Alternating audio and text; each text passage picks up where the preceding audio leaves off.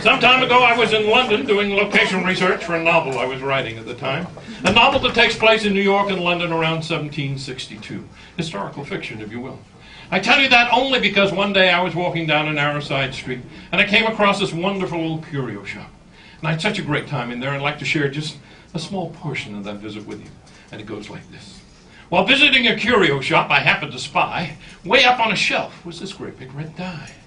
While standing there, admiring its size, there came a dapper old gent of diminutive size. "Hello, Governor. My name is Cy. Are you perhaps looking to buy that red die?" "Indeed I am," I said with a snicker. "What is the price, and are you willing to dicker?"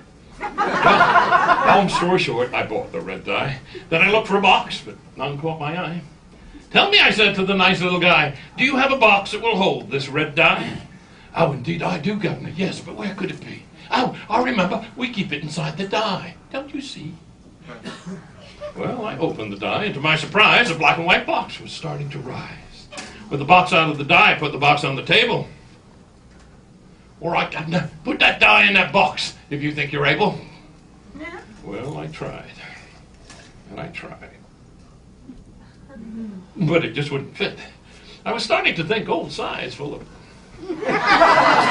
misinformation.